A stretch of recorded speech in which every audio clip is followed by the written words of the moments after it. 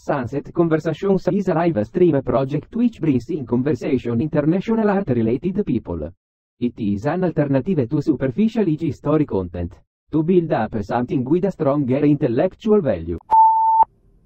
We are live again. This is Sunset Conversation session 4. We're going to have guest Ryan Burke today. We're both a little bit excited because it's going to be a great conversation and we want all of you to join and enjoy.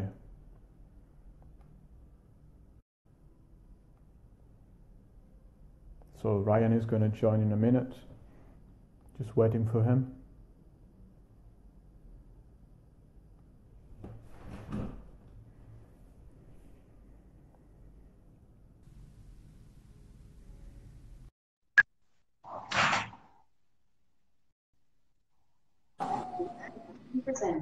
Hi Ryan. Hello. Hi, lovely to see you. You too. I didn't give an introduction about you because I was waiting for you. I wanted to listen as well, not to miss anything. How's New York today? It's really cold. It's 24 degrees Fahrenheit here. All right. Yeah. Thanks again to be here. I'm sure lots of people were waiting for this. I've been asked lots of questions about what we're doing together, and perhaps we can give an idea of what's going around between me and you. But first of all, I wanted to start asking you how all this idea of using yourself as a sort of monument to always change and elevate in a sort of, I called my paintings after gods and goddesses because it just gives me that idea that you're really creating an anthropomorphic monument of your real self. How everything started. How did it start? Sort of on accident. It was just like for fun. It didn't mean anything to begin with, and it sort of evolved. And the more I got into it, and the more the bigger things got, and the more conceptual I got. So it wasn't really a plan. It wasn't really a plan. It just was for fun at first. Oh, fantastic. I was wondering, you're doing something that, we didn't say, but lots of people know already that you live in Brooklyn, New York. Mm-hmm. So I feel that you connect to a scene of openness and freedom. But in many parts of the world, what you're doing is very aggressive in a way, or transgressive, I would say. Yeah, I wonder if you had to break any barriers before being able to play so much with your appearance. Only in mind, I guess. I grew up in Virginia, and it was very conservative there, and I was kind of repressed in a way as far as that kind of stuff goes. I always dressed up. I always played dress up, but I didn't really show that side of me to public, school. I see what you mean. Yeah. And so I had to sort of find acceptance within myself and sort of go through that before. The first time I saw drag queens and people dressed up, I was so bothered by it. I'd never seen anything like it, so it was an adjustment before I realized that it was something that I really enjoyed myself. Fantastic. I'm really impressed I don't know how often you do it. To me, it seems that every day you create a new character. And, sometimes I just wonder, how does it feel to wear such I wouldn't call it mask, because perhaps it's not a mask, but it's just you wearing an expression of yourself in that moment. It's so kind of a mask. A lot of it's kind of like a mask. Makeup is a mask. And the things that I glue on, the way I glue them on, it sort of turns out like a mask. So I can kind of see it that way, but it's sort of built off of my face as opposed to just placed on my face. So absolutely, yeah. It's almost like a sculpture. Absolutely. Like makeup as a sculpture. Oh my God! Do you feel invincible when you wear it? No, but I feel really cool sometimes. Sometimes I feel ugly. Oh, I see. It depends. Or scary, perhaps. Or scary. Sometimes Yeah. I finish and I'm like, oh shit, that went like, I look a little more scary than I intended. But it's okay. Like, you know, that's what you got. Like, you have to play around. You have to try different things. Like, it doesn't always work Yeah. out the way you thought it would, but that's part of it. Yeah. You know, I kind of, when I started thinking of the idea of painting your masks in a way, and the energy that you put in these masks, I really looked very closely to what you do, and I really enjoyed how you use very inexpensive and ordinary materials such as paper or like craft materials like glitters and I mean, of course, body painting, but also metals, bent metals. We're not talking about marbles or golds or diamonds, but it really looks even more precious than a diamond when it's there and it's photographed the way you do it. And is that how that happened? Was it random, or you really wanted to use that valuable? I was a photographer first, so the way I shoot and everything, it's all very based on light, and I use that to like sort of transform my makeup. I design looks to be shot and also to be seen in a really dark venue. So everything's very sparkly and flashy and stuff like that. But as far as using three-dimensional like elements, that came about because at first I couldn't do makeup, so I just cut things out and glue them on for my look. It's easier than trying to paint, and it was more fun. It was more fun. So no, the effect is fantastic, and you're really transforming the material, and it becomes something very, very precious. Yeah. And great, very great. Basement, I think. Absolutely, absolutely. Yeah, there's a lot. I mean, I'm sure you. I don't know. When I started speaking to you, you told me I'm not in the world of art yet, but I think you shouldn't say that, because to me, you're one of the most inspiring artists I ever met on online. I just mean like in galleries.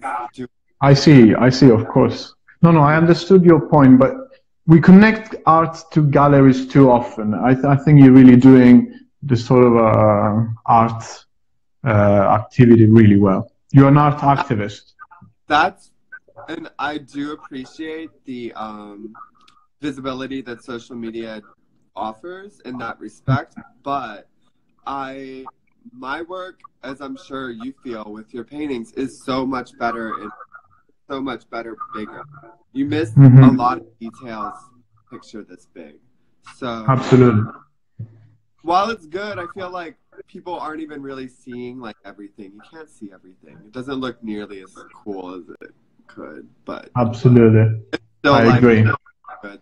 It's still good, but that's why I do want to show. That's why I do want to show in a space. That's why I do want to like blow up my work. It works. It really works.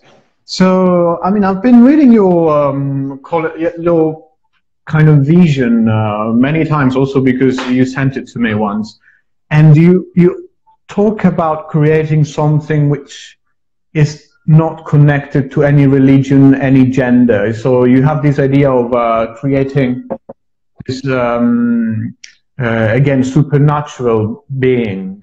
I guess the way I see it is I never really associated with any religion. Like, I didn't grow up in a religious household. I don't really have an attachment to that. And since I also grew up sort of outside of like area, I didn't have a lot of and we also didn't have like cable TV, things like that. Like, my parents just didn't want to do all that, which is fine.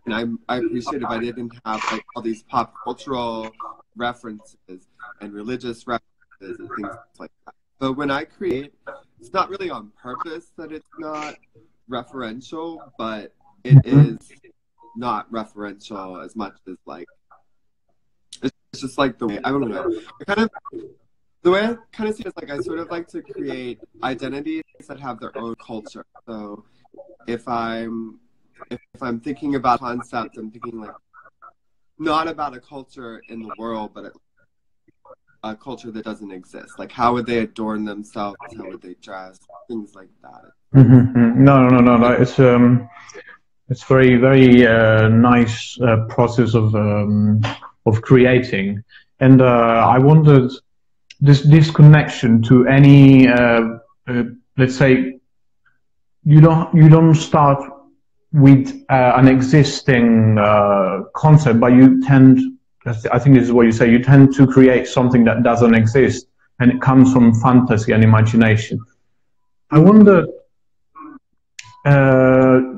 does it get to a point where it becomes a statement as well? Like you, in a world that is fragmenting, and in a country where there's a lot of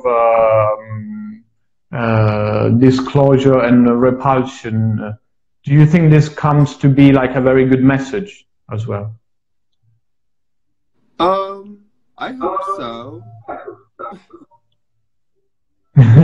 How do you mean, like, a good message? Like, I don't think I feel it's possible for all people to do. It has a social statement as well. Yeah, in a way, not on purpose, not intentionally. Not on purpose, okay. But it ends to be.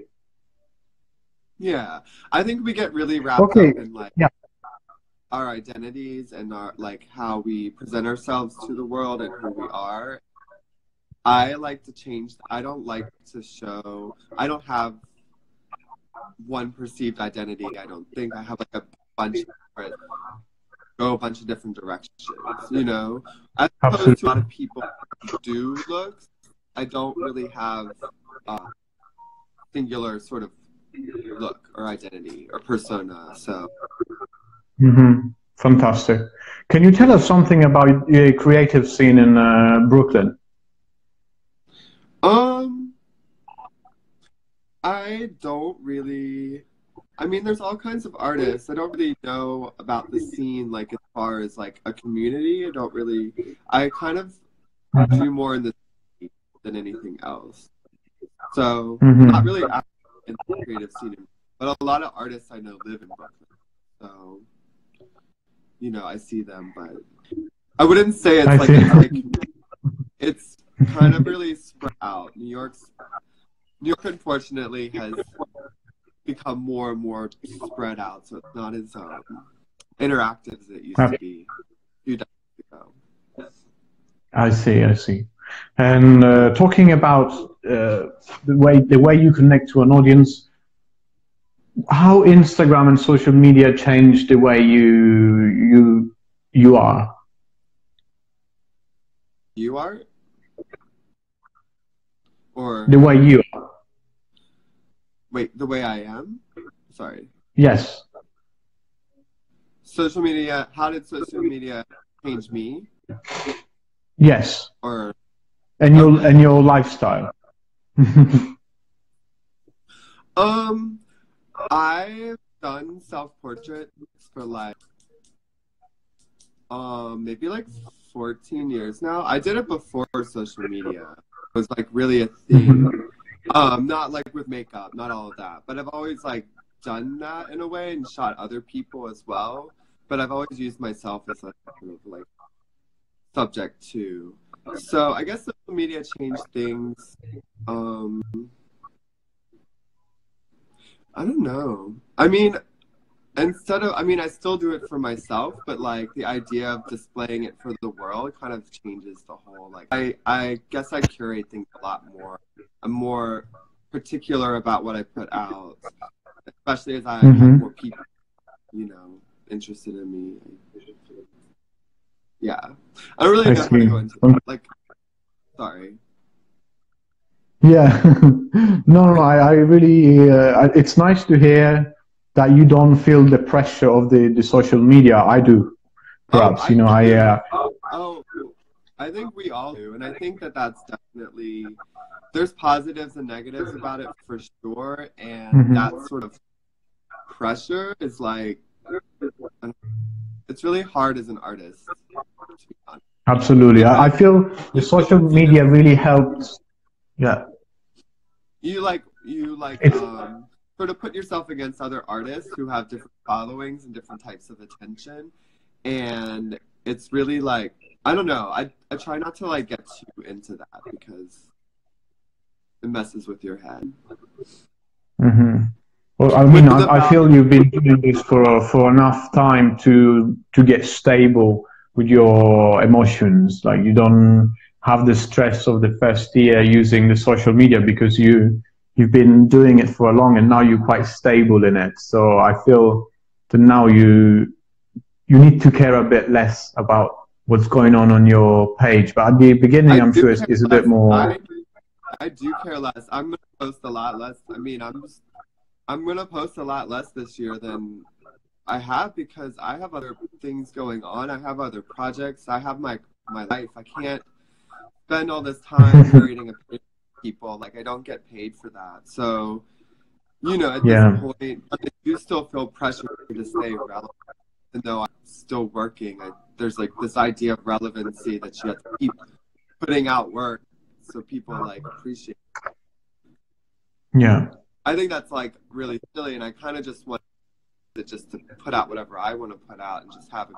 There is, absolutely. Is that really weird pressure? And is there anything else that you do in this field of creativity?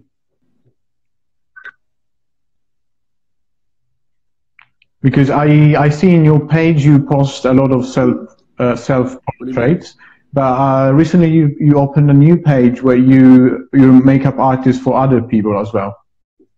Is that right? Yeah, I did that before. I started doing like I've always done that. I just like people think I only do one thing, and I guess I want to work on all kinds of projects. I'm a photographer and makeup artist, and like want to show that I do other work. So that's what that's about. Just to sort of separate it. Yeah. You know. I see. No, of course. It confused people that I was posting other people, so I just separated it to make it. Are you more of a drawer that first draw your face and then start applying pieces, or you start sculpting your mask in your face directly? What do you mean? Applying? Like, do you first draw the design that you're gonna apply to your face? No, it's always just like whatever works out. It's kind of about finding balance, like creating some sort of like rhythm and design, just like anything, and balancing it out. So I just keep going until it feels like complete. But there is no pre-design like placement. Cool. Fantastic, Ryan. Fantastic. I'm happy to hear all these positive thoughts and ideas. Tell us a bit about your everyday life, if you wish. I'm a freelance artist, so my everyday life changes, you know, by the day. It just depends if I have a job, if I'm working at home, or like doing an event. So sometimes I'm waking up at like staying up until like 6 a.m. It's all over the place. I like it like that, but it does affect my sleep. But absolutely. Yeah. And do you think you're a positive guy, like mentally free, and you're an optimist? Sometimes, you know. I try to be optimistic, but sometimes it's hard. It's hard right now, especially our country being the way it is. Like, not getting into that, but the whole world's kind of like politically and environmentally like kind of a scary place. So absolutely, yes. Being an artist, I think it's your job to put out things, not to distract people, but to remind people like the beauty of the world and like expression and things like that amid all the turmoil. Like trying to be optimistic and really important in that sort of situation. Absolutely. There's a guy actually. He's an artist based in New York, Matthew Stones, which wrote a manifesto about optimism. He made a lovely video on is online. You should watch it. It's called Art Shaman on Instagram. It kind of tells a bit of what you said. I will send it to you. You always,